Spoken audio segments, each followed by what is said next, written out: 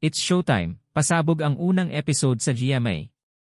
Kamakailan lamang, ang It's Showtime ay nagdebut ng malugod sa GMA Network.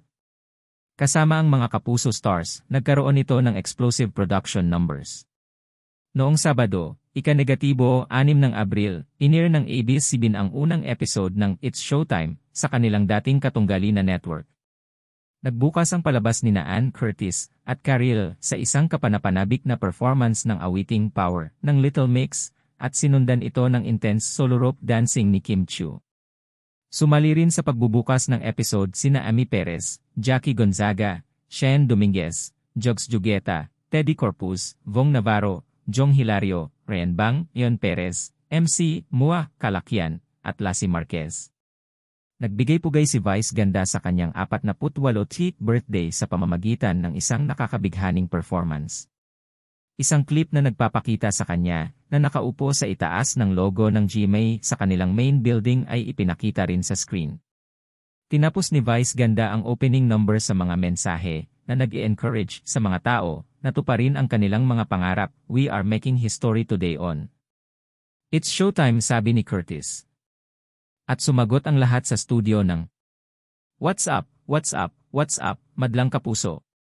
Pagkatapos ng opening number, dumating ang mga kapuso stars na sina Sanya Lopez, Gabby Garcia, Glaiza De Castro, Nadine Samonte, Mark Bautista, Christian Bautista, Chanty of Lapillus, Jake Vargas, Mickey Quintos, at Jillian Ward para sa segment na Karaokids.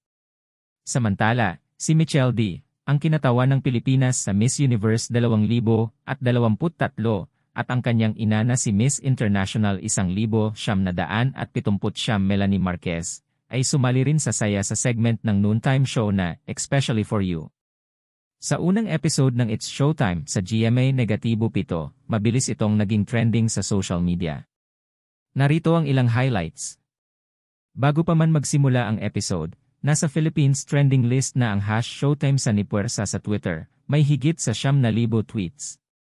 Nang magsimula ang palabas, agad itong umakyat sa number 1 sa trending hashtags. May 42,500 tweets sa 1 oras PM at 65,000 tweets nang matapos ang episode.